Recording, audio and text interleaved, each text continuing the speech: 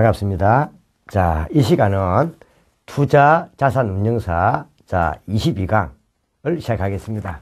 자, 우리가 5장 산업 분석에 우리가 5분부터 진행하겠죠. 자, 5번. 그 보면 산업 구조 변화에 따른 경제 이론에 대한 설명으로 옳지 않은 거 나왔습니다.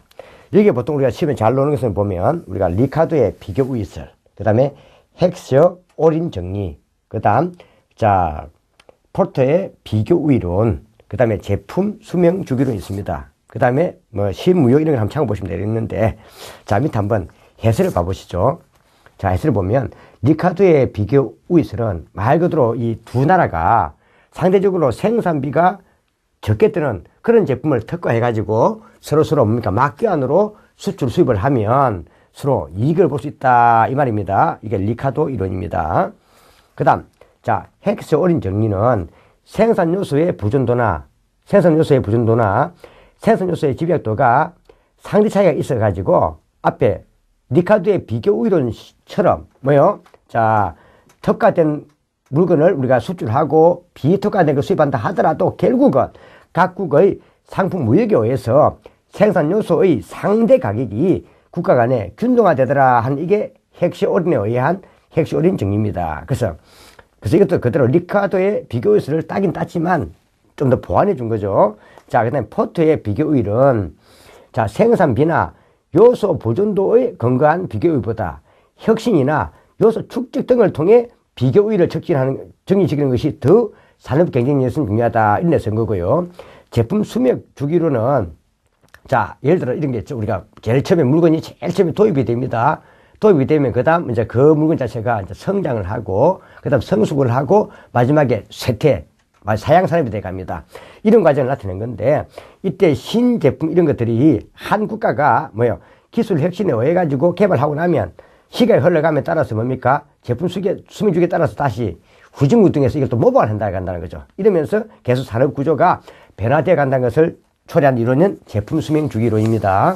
그 다음에 5번 5번째 보면 신무역 이론이 있습니다. 이거는 규모의 경제나 불안전 경제 등 같은 시장 실패를 산정해가지고 특히 산업 내 무역과 또는 정부 개입의 필요성을 강조한 이론입니다. 정부 개입이 필요하다 하는 겁니다. 그 다음에 내생적 성장 이론은 경제 성장은 인적 자본 이런 것들, 다시 말하면 교육이죠. 인적 자본 교육 이런 걸 통해 가지고 생산 요소의 내재적 축적을 뭐에 의해서 이루어진다. 이걸 보는 내용입니다. 자, 한번 보시죠. 자, 그러면 보겠습니다. 간단하게 한번 보세요. 그렇지만 시험은 잘 놉니다. 그래서 시험은 어려운 건 아니고 잘 나오기 때문에 제가 간단히 언급한 겁니다. 리카도의 비교 우위설은 내가 자, 예를 들어서 우리나라와 중국이 지금 물건을 수출하고 수입을 합니다. 예를 들어 중국 같은 경우는 예전 같은 게 요즘은 중국도 많이 발전했지만 상대적으로 뭡니까? 말 그대로 노동력이 상대적으로 쌉니다. 그러다 보니까 노동력을 이용한 우리가 그런 물건들, 뭐 예를 들어 간의 수공 같은 거 있잖아요.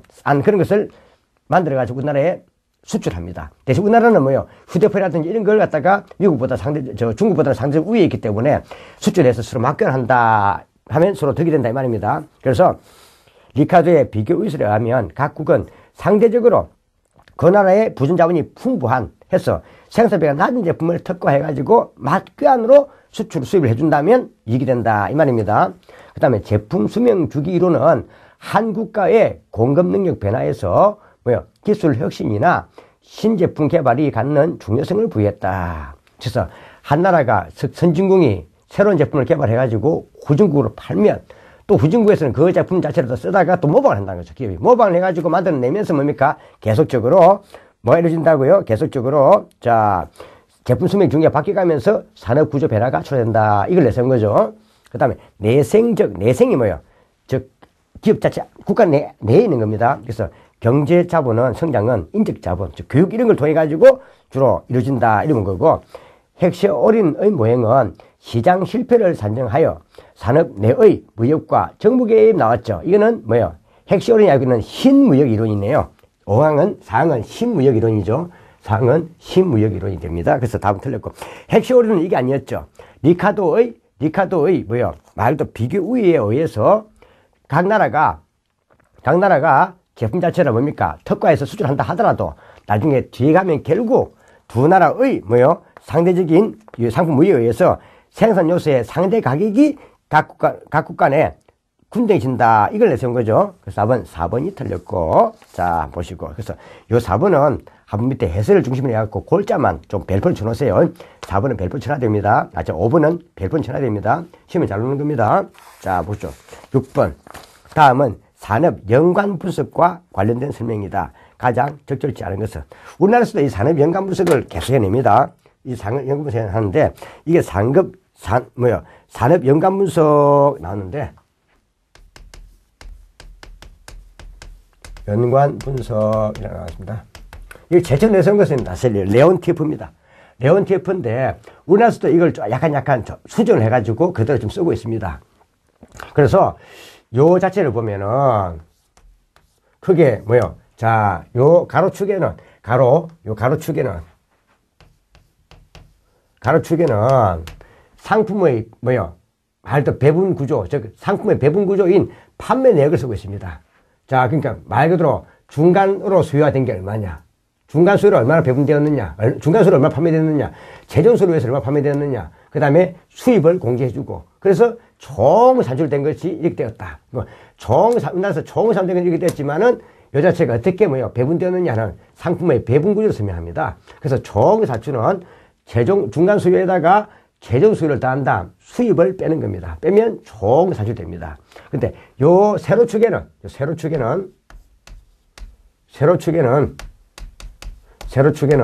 자, 상품의 투입 구조를 씁니다. 중간 투입에 이만큼 투입되었고, 그 다음에 부가가치도 이만큼 창출했고, 그 다음 총 투입이 이만큼이다, 이 말입니다. 그래서 사실은 여기 나와 있는 총 산출과 총 투입은 똑같습니다. 항상 총 투입된 게 총 산출이겠죠. 그래서 여기 나와 있는 총 투입과 총 산출은 반드시 같아야 됩니다. 그래서 세로축은 상품의 투입 구조를 설명하고 있는 겁니다. 자, 한번 넣죠. 자, 고용, 유발, 자, 6번. 다음은 그 내용 자체가 밑에 설명해 있는 거고요. 다음은 산업 연관 분석과 관련된 설명이다. 가장 적절치 않은 것은 나왔습니다. 고용, 유발 개수는 산업의 최종 수요가 일정 금액 증가할 경우 각 산업에서 직간접적으로 유발되는 고용자 수를 말합니다. 즉, 산업의 최종 수요가 증가하면 수요가 된 물건을 만들려고 각 산업에서 다시 노조 고용해야 됩니다. 그러니까 직간접적으로 유발된 고용자 수를 의미하는 게 고용 유발 개수다, 이 말입니다. 자, 전방 연쇄 효과란 특정 제품에 대한 최종 수요가 한 단위씩 증가하는 경우 모든 산업의 생산에 미치는 영향을 말한다. 이거는 후방 연쇄 효과네요. 후방 연쇄 효과네요. 자, 참고로 보죠. 자, 특정 산업의 제품이 있습니다. 이 특정 산업의 제품에 대한 최종 수요가 한 단위씩 증가할 때 이것이 모든 산업 제품의 생산에 미치는 영향을 우리는 후방 연쇄 효과를 합니다. 근데 거꾸로, 자, 모든 산업 제품의 최종 수요가 한 단위씩 증가할 때 특정 산업의 제품 생산에 미치는 효과는 우리는 전방 연쇄 효과라고 부르겠습니다. 이건 개념상 문제니까 한번 봐두시죠. 그래서 이거는 지금 현재 나와 있는 거는 특정 산업의 제품에 대한 최종 수요가 한 단위씩 증가할 때 모든 산업의 제품 생산에 미치는 영향이니까 이는 뭐든 다 후방 연쇄 효과가 되겠습니다. 그 답은 2항이 틀렸죠. 밑에 해설이 있으니까 한번 읽어보시고요. 다음. 자, 산업 연관포에서의 가로 방향은 이쪽이죠. 이쪽 방향은 생산물의 판매 내역, 즉 상품에 대한 판매 내역, 즉 상품의 배분 구조를 나타내고 있습니다. 자, 다음. 자, 산업 연관 분석을 통해 가지고 이런 전후방이라든지 이런 산업의 수요 공급 및 가격 변화가 개별 산업에 미치는 영향, 이런 것 미치는 파급 효과 등도 분석 예측할 수 있습니다. 자, 보시고. 자, 그에 대한 내용을 제가 쭉 써놓은 거니까 한번 읽어보시고요. 그 다음 7번 그대로 산업 연관표에 관련된 내용으로 옳지 않은 것은 산업 연관표는 각 부문의 투입과 산출. 각 산업 투입은 뭐죠? 세로축에. 그 다음에 산출은 가로축에. 자, 나타낸 표다. 세로 방향은 상품의 투입 구조를 나타내는데 이때 이거는 중간재 투입에다가 부가가치를 합친 개념을 총 투입을 한다. 자, 가로 방향은 상품의 배분, 즉 판매 내역을 설명한 건데 이는 중간 수요에다가 최종수를 더하고 수입 공제를 차감해가지고 총 산출을 계산하는 구조입니다. 다음 세로 방향의 합계인 총 투입하고 요 가로 방향의 합계인 총 산출은 반드시 일치해야 됩니다. 반드시 일치해야 됩니다. 자, 다음 그래서 4번에 서로 일치하지 않을 수 있다면 틀립니다. 반드시 일치된다. 그래서 답은 4번이 되겠죠. 자, 다음 중 산업의 라이프 사이클 났습니다. 앞전에 우리가 설명했지만은 이 제품이 선진국 중에서 제일 처음 신제품으로 개발돼 가지고 이게 사양산업 쇠퇴기에 오는 과정을 설명하는 겁니다. 그래서 제일 먼저 우리가 제품이 제일 처음 시장에 출하되는 게 이게 도입기. 도입기에서 그 다음 이 제품 자체가 알려지면 성장기가 되고 그 다음 성숙기가 되고 그 다음 쇠퇴기에 들어갑니다. 들어갑니다. 보통 도입기는 말 그대로 이 기업의 이익은 과다기 이때는 광고도 많이 해야 되죠. 광고비 등이 많이 지출됩니다. 광고비 등이 많이 지출되기 때문에 이익은 상대적으로 낮거나 이익은 저조하거나 또는 이는 이익은 말 그대로 적자면 적자를 볼 수 있습니다. 그래서 이때 제일 많은 게 이거네요. 과도한 광고비 비용이 많이 들기 때문입니다. 그래서 처음에 알려진 제품은 성적을 많이 선전해야 되기 때문에 과도한 광고가 필요한 시기는 도입기입니다. 그래서 과도한 광고비 때문에 이익이 저조하거나 적자가 될 수 있는 것은 도입기입니다. 근데 성장기는 이때는 말 그대로 이때는 이익률이 최고가 됩니다. 즉 수익률이 이때는 최고가 됩니다. 그래서 수익률이 제일 최고가 되는 것은 성장기가 됩니다. 자, 됩니다. 자, 그 다음, 성숙기는 이때는 매출액이 최고가 됩니다. 매출액은 잘 팔립니다. 최고가 됩니다.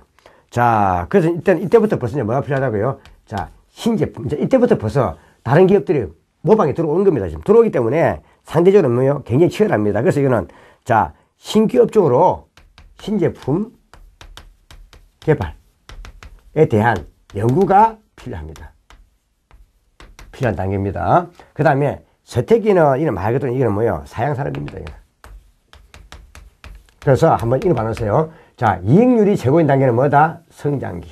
그 다음 매출액이 최고인 단계는 뭐다? 성숙기. 이건 좀 봐두셔야 됩니다. 자, 그래서 보통 보면 우리가 이 도입기하고 쭉 보면 자, 한번 봐놓으시죠. 자, 그 다음에 밑에 보면 그래서 매출액은 참고로 매출액은 자, 어디요? 성장기, 성숙기 후반까지 계속 증가합니다. 그런데 이익률은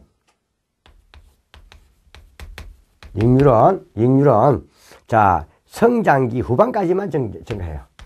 성장기 후반까지만 증가해요.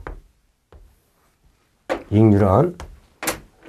그 다음부터는 성수기부터는 이익률은 떨어지는 겁니다.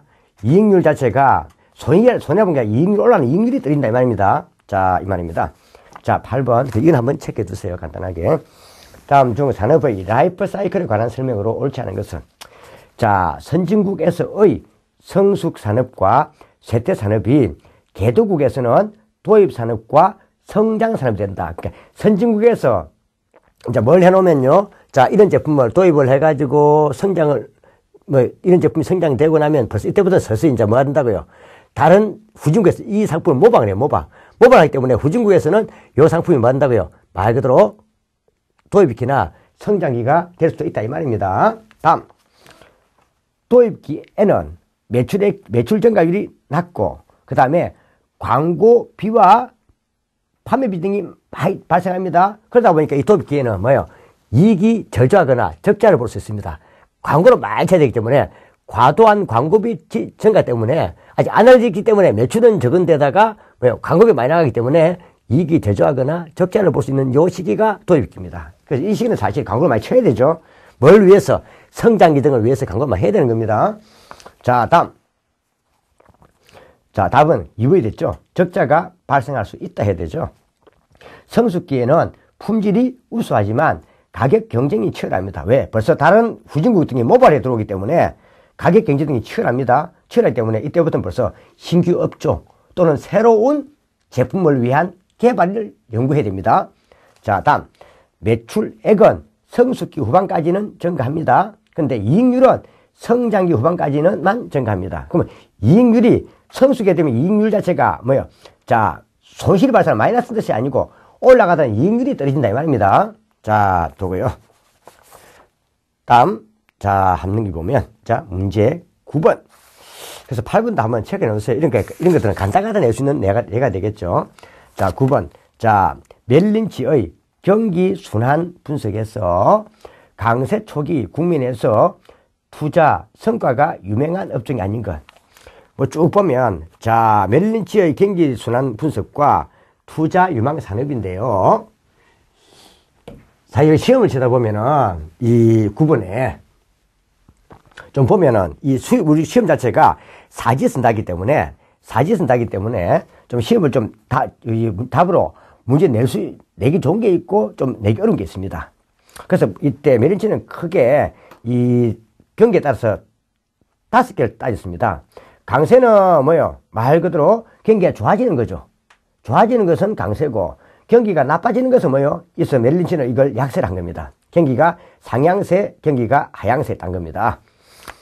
그래서 주로 볼 때 강세 초기에 보는 것은 강세 초기, 그래서 이걸 나눌 때 강세 초기, 강세 중기, 강세 후기, 약세 초기, 약세 후기에서 5개로 나눴다는 겁니다. 그래서 일단 요 강세 초기를 보면 강세의 반대는 약세겠죠. 자, 그래서 강세 초기. 요 국민회를 좀 잡아두세요. 강세 초기 국민 자체를 보니까 어때요? 좀 보기가 벌써 기억, 니은, 디귿 됐어. 많이 나오잖아요. 많이 나오니까 이걸 시험에 내기 좋다는 겁니다. 왜? 여러분들은 일단 시험 자체가 몇 개니까? 사지 쓴다니까 그렇습니다. 자, 강세 초기 국민에서는 이때는 뭐요? 이때는 상대적으로 강세 국민 이런 때에서는 자, 베타 계수가 뭐요? 베타 계수가 높은 이런 주식이 좋습니다.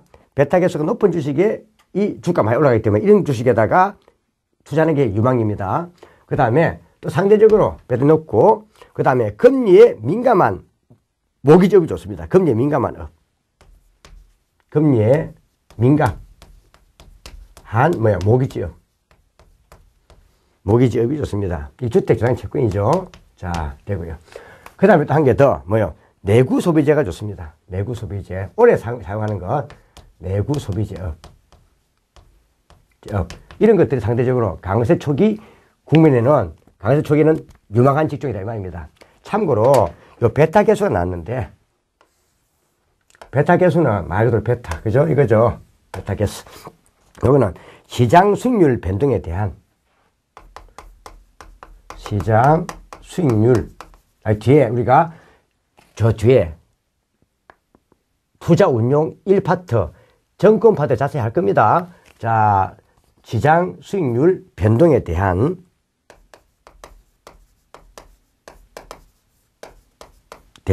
뭐요? 개별 주식 수익률 즉 반응 정도 즉 민감 정도 말입니다. 또 그러니까 시장의 시장 포트폴리오라든지 시장 전체 수익률이 변동할 때 여기에 따라서 개별 주식 자체의 수익률이 얼마나 민감하게 반응하느냐 이 말입니다. 만약에 베타 계수가 0.9라 말은 시장 수익률 자체가 만약에 얼마 바뀐다면요. 자, 1% 바뀐다면 요 개별 주식은 0.985만큼 수익이 바뀐다 이 말입니다. 자, 그 자체 말합니다. 그러니까는 이때 강세는 뭐예요? 경기가 좋아지는 거죠. 주가도 올라가는 거죠. 좋아하는 거니까 베타 계수가 큰 걸 해둬야 뭡니까? 자, 개별 주식의 수익률 변동이 크게 민감 문제일 거잖아요. 그래서 베타 계수가 큰 걸 해야 됩니다. 그러면 약세 국민은 어떻게 됩니까? 베타 계수 작은 것. 이렇게 해야 되겠죠. 그 다음에 또 상대적으로 금리에 좀 둔감한 이익을 해야 되겠죠. 자, 이 말입니다. 자, 그래서 한번 봐두시면 되죠. 그래서, 자, 멜린치의 경기순환 분석에서 강세 초기 국민에서 투자 성과가 유명한 업종이 아닌 것 같습니다. 그러면 강세 초기니까 주가가 올라가는 거죠. 경기 좋아지는 거죠. 경기 좋아질 때 뭐요? 경기 그러면 시장 수익 자체가 좋아지는 거니까 개별 주식 변동률이 큰 걸 해야 되겠죠. 그래서 베타 개수가 큰 걸 잡아야 되겠죠. 베타 개수가 커야 됩니다. 큰 주식. 답은 1번에 틀렸네요. 베타 개수가 작은 것은 오히려 약세 국면에서 유망합니다. 좋습니다. 그 다음 금리에 민감한 모기지업이라든지 내구 소비재업, 예를 들면 고급 가구점이나 자동차업 이런 거겠죠. 답은 1번이 되겠네요. 자, 받으시고. 자, 그래서 요거는 한번 메리츠는 조금 참고해 보세요. 자, 10번. 다음은 산업 경쟁력 분석에서 산업 성과에 관한 설명이다. 이렇게 산업 성과 등을 이제 측정하는 겁니다. 틀린 것은. 자, 산업 성과란 경쟁 자산과 시장 구조 측면의 경쟁력이 실제 실현된 것으로 현재 경쟁력 수준을 나타냅니다. 자, 이게 말도 산업 성과에 대한 개념입니다. 자, 현시 선호 이론이 있고 쭉 나왔습니다. 이때 밑에 보면, 자, 밑에 한번 보시죠. 해설해 보면, 자, 수출 관련, 우리가 이 지표에 보면, 자, 무역 특화 지수가 있고, 무역 특화 지수가 있고, 이 무역 특화 지수는 자, 얼마만큼 요 수출 수입에 대해서 요 제품이, 우리나라 제품이, 자국 제품이 특화됐나 이겁니다. 그래서 이거는 마이너스 1부터 플러스 1 사이 값을 갖습니다. 특화 지수는 마이너스 1부터 플러스 1까지 갔는데, 이게 만약에 특화 지수가 마이너스 1이면, 이거는 뭐 한다고, 이거는요, 수입 특화 산업입니다. 수입 특화다. 즉, 우리나라가 외국 등보다 상대적으로 뭡니까? 요 상품 자체가 미약하다 이 말입니다. 미약한 산업이다 이 말입니다. 그래서 이는 외국에서 수입해야 됩니다. 그래서 이는 수입, 말 그대로 특화 산업이고. 그래서 이게 플러스 1이라면 이건 뭐 한다고요? 수출 특화 산업이 됩니다. 수출 특화. 그러니까 타국보다 우리나라 산업이 더 우위에 서 있다. 우위다. 비교 우위다. 우위를 말합니다. 수출 특화 산업이다. 이 뜻입니다. 근데 그럼 이제 한번 보시고, 그러면 참고로 보면은 이 측정이 현시 비교 우위 순위가 있습니다. 현시 비교 우위 순위. 현시 비교 우위 순위가 있습니다. 현시 비교 우위 순위는, 이는 뭘 따진다? 이는 1자입니다. 1. 이게 요 현시 비교 우위 순위 자체를 따졌을 때, 이게 말 그대로 우리가 RCA 지수인데, 이 RCA 지수 자체가 지수가 뭐보다요? 자, 1보다 이게 크면 이는 비교 우위 산업이고 수출 특화 산업이다 이 말입니다. 비교 우위 산업이고, 이거 풀봤더니 이게 말 그대로 RCA 지수가 1보다 작습니다. 이거는 1보 작으면 이거는 말도 비교 열의 산업입니다. 비교 열의가 뭐죠? 수입 특화 산업이다 이 말입니다. 비교 열의 산업이다. 이리 보는 겁니다. 말만 좀 다를 뿐이지 요 말과 요 말은 같아 보면 됩니다. 자, 이렇게 따낸다. 그럼 이제 다시 10번 보죠. 10번에 2번 현시 비교 우위 지수가 1보다 크면 일단 클수록 좋은 겁니다. 크면 일단 클수록 이는 뭐죠? 특화 산업이에요. 비교 우위 산업이고, 1보다 작으면 비교 열의 산업입니다. 자, 무역 특화 지수가 1에 가깝습니다. 이는 무역 특화 지수죠. 1에 가까우면 이는 수출 특화 산업으로서 비교 우위 산업입니다. 자, 그럼 이거는 수입에 특화되어 있는 것이 아니라 수출에 특화되어 있는 거죠. 그 답은 3번이 틀렸습니다. 자, 시장 점유율은 특정 시장 전체 수입액에서 각 수출국이 자, 차지하는 비율이다. 예를 들면은 우리가 흔히 전자산업이 있으면은 우리나라가 이 전체 전자시장 중에서 예를 들어서 만약에 5%를 점하겠다면은 우리나라의 전자시장에 대한 우리가 한국의 전자시장에 대한 시장 점유율은 5%다 이 말입니다. 그러니까 특정 전체 시장 수입액에서 각 수출국이 차지하고 있는 요 비율, 이걸 말한다. 시장 점유율이다. 이거는 전자시장의 점유율이겠죠. 이걸 말한다 이 말입니다. 한국이 5%다, 미국이 예를 들어서 10%다, 이제 일본이 7% 이런 이걸 말하는 겁니다. 자, 한번 보시고. 그래서 우리가 요 지수 이거는 한번 봐두세요. 봐두시고 간단히 보세요. 자, 11번 산업정책 분석에서 산업정책의 특징에 관한 설명으로 자, 옳지 않은 것은 우리가 보통 산업정책은 자, 자원의 배분이 비효율적일 때 산업의 자원 배분이 비효율적일 때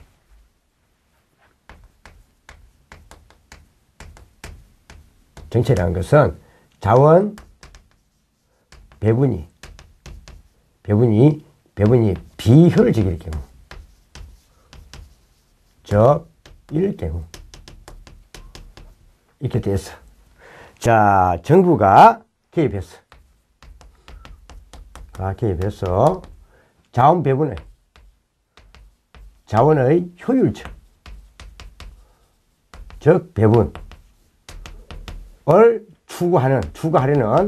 추구하려는 노력 또는 이런 개입 이런 것을 만나게 이걸 산업정책이라는 겁니다. 산업에 대한 자, 그래서 여기서 상식을 보세요. 자, 11번 경제성장을 직접적인 목적으로 하며 경제성장을 목적으로 하는 겁니다. 하며 공급지향적 정책에 초점 맞추고 있다. 이런 뭐예요?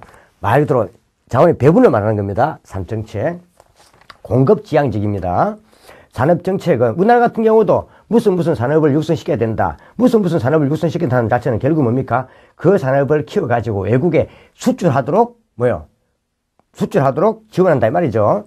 그래서 산업정책은 자원 배분의 공급과 그 다음에 공급과 배분에 정부가 개입하여 그 효과가 발생하게 하는 겁니다. 자, 예전에 우리나라 같은 경우도 뭡니까? 대기업 같은데 삼성, 예를 들어 반도체 같은 경우에 국가가 개입해가지고 이제 요즘은 반도체 산업이다, IT 산업이다, 바이오 산업이다, 이런 걸 육성한다, 이 사는 것 자체는 다 그런 기업들을 보완해 주는 겁니다. 특히 벤처 기업도 마찬가지죠. 자, 이런 것은 보통 산업정책이란다 이 말입니다. 자, 동일한 국가에서도 경제 발전 단계에 따라 정책 방향과 수단이 다를 수가 있죠. 자, 산업정책은 국제 발전에 경제 발전이 앞선 선진국 이런 게 아니라 보통 산업정책 이런 것들은 보통 말 그대로 후진국, 경제 성장이 떨어지는 후진국 등에서 많이 합니다.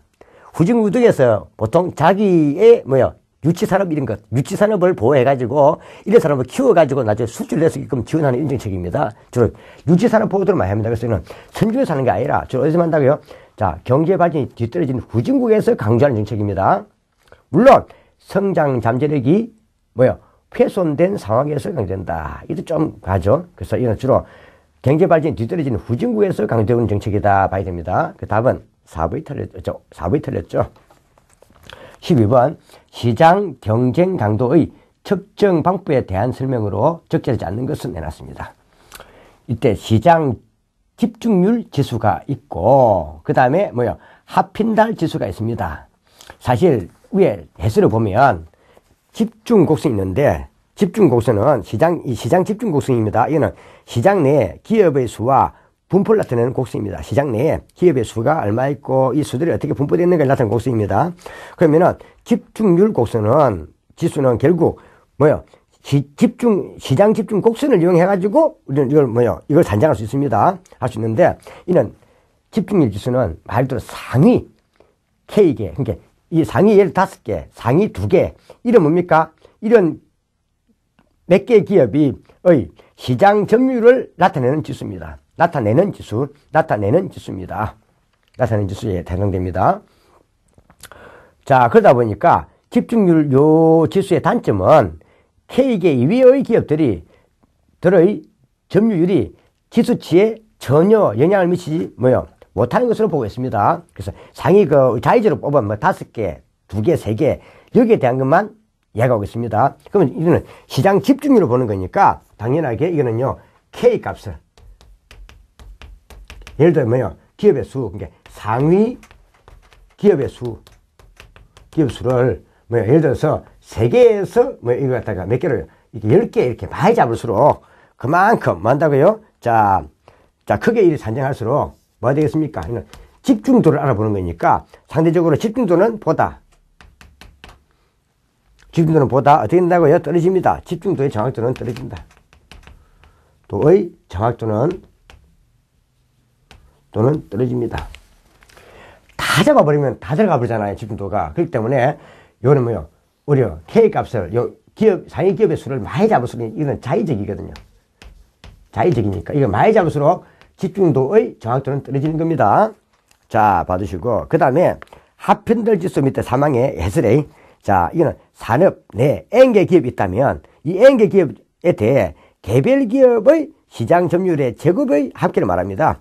합편들 지수의 요 장점은 기업 분포에 대한 정확도를 내포하고 있고 그 다음 기업 간 불균형도와 소수기업의 집중도를 보다 잘 측정할 수 있다는 장점은 있습니다. 자, 한번 보죠. 자, 12번.